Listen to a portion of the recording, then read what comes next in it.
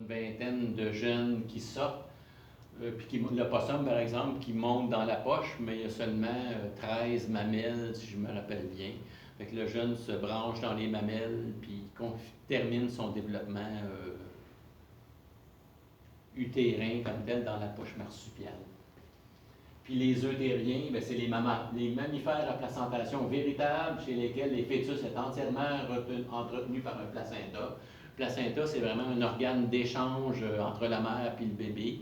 Fait qu'elle il nourrit son petit dans l'utérus et puis ramasse les déchets aussi. Donc, structure qui permet les échanges entre le sang de la mère et celui du fœtus. Fait que c'est tous les mammifères au complet, des carnivores, des faucidés, des balénidés, des insectivores, ainsi de suite. Fait que si on regardait au Québec, qu'est-ce qu'on a? Pendant que j'y pense, j'avais mis la semaine dernière ce document-là sur Léa. J'avais fait quelques erreurs dedans, je l'ai mis à jour. Fait que si vous l'aviez imprimé avant, si vous l'aviez regardé avant, faites bien attention. Là, les métapériens qu'on appelait avant les marsupiaux, maintenant on dit les didelphimorphes en forme de didelphidés. Fait qu'on a une espèce en Amérique du Nord, puis au Québec, en Ontario, on est à la limite nord de répartition de l'opossum. Il faut dire qu'il y a de la misère à survivre aux hivers. C'est ce qui le menace le plus. Fait que les hivers rigoureux fait qu'il disparaît, puis tranquillement il revient des États-Unis. Ça fait que c'est l'opossum de Virginie, 8 ordres deutériens de mammifères placentaires, les insectivores qu'on appelle les soricomorphes maintenant, les taupes et les musaraignes. Les chiroptères, c'est les chauves-souris, qu'on a quand même presque une dizaine d'espèces de chauves-souris au Québec. Les lagomorphes, lièvres et lapins. Les rongeurs. Fait que les rongeurs, c'est le groupe le plus successif de tous les mammifères avec écureuil, castor, marmotte, tania, palatouche, souris, campagnol, lemming, les rats, porc-épic, et ainsi de suite. Fait que c'est quand même un grand groupe, très successif.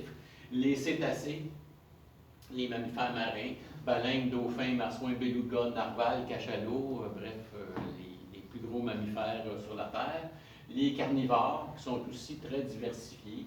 Toute la famille des chats, la famille des chiens, les ours, les morses, le morse en fait, les belettes ou les mustélidés, moufettes, ratons, loutres, pécans, carcajous, visons, phoques qu'on met là-dedans. C'est un mammifère marin, mais un carnivore et non pas un cétacé. Là. Il y a une différence entre les deux.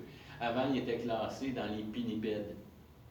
Je vais revenir. Les artiodactyles, wapitis, caribou, orignal, cerf, bison, mouflon, chèvre, bœuf, puis les primates, l'humain.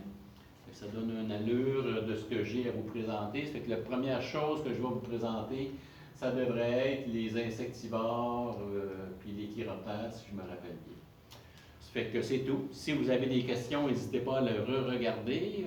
Ça va me faire plaisir. Bref, juste en terminant, je voulais vous montrer un petit crâne de musaraigne. Ça fait qu'ici, on a un crâne de musaraigne. Ça fait que comme vous voyez, c'est minuscule. C'est un petit crâne. C'est quand même impressionnant de se dire, ça, c'est un mammifère. Puis ça aussi, c'est un mammifère. Ça fait que c'est impressionnant de voir la grande variabilité, même si c'est 0,3% du règne animal, il y a quand même une super grande variabilité dans ce groupe d'organismes-là. Fait que je termine là-dessus. Lâchez pas le groupe. Si vous avez des questions, dites-le moi. Puis on se voit en milieu physique demain, j'imagine.